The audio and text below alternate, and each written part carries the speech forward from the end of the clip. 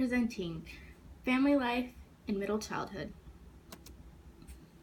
Are you an only child? Were you ever asked if you were spoiled? This is a stereotype that these children face, when in fact, they are just as adjusted as children who have siblings. Also, only children have a higher self-esteem and stronger motivation to achieve goals. If you grew up with siblings, it might have been a little different for you. Siblings are soon to provide support, companionship, and also a sense of security. That sounds great and all, but we can't deny there might have been some sibling rivalry. Competing against your sibling or siblings is rivalry. It is most intense when siblings are in similar age and of the same sex. It can be more intense if the parents favor one child more than the other. Favoritism can damage the self-esteem of younger siblings if the older siblings are the ones being favored. Conflicts with parents arise more in earlier adolescence based on differing opinions of what is appropriate and inappropriate conduct. Arguments made by parents might be convincing to young children, but not with adolescents. Earlier arguments and assertiveness might lead to later conflict. Parents also have different views on personal taste, music preferences, and style of dress. Conflicts also arise when the child achieves autonomy and independence sooner than the parents feel ready. Types of families.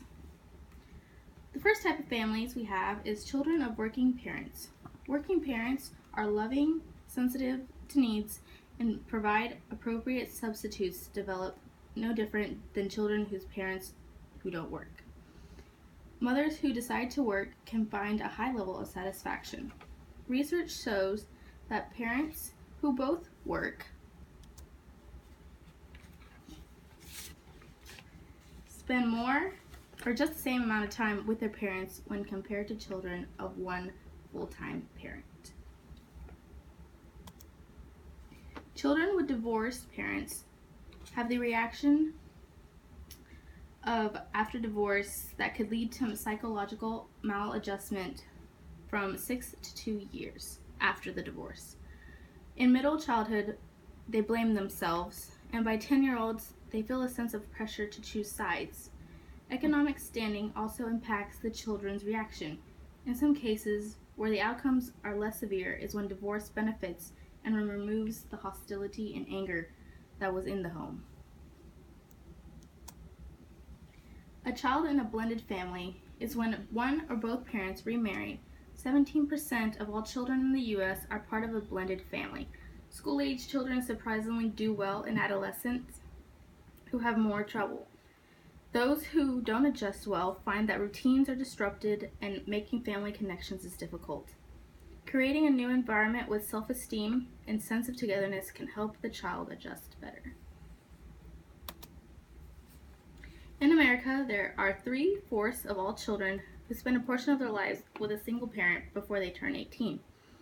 The economic status of a single parent plays in determining the consequences for the child. The impact of single-parent families isn't variably negative or positive.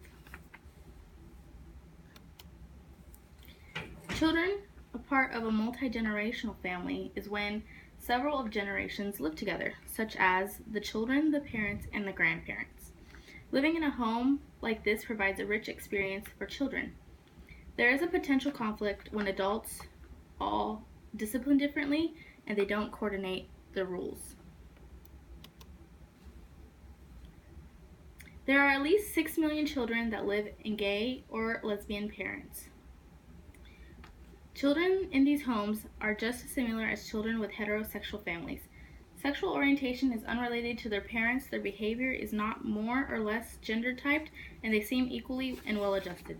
There is no significant differences between children raised by heterosexual parents.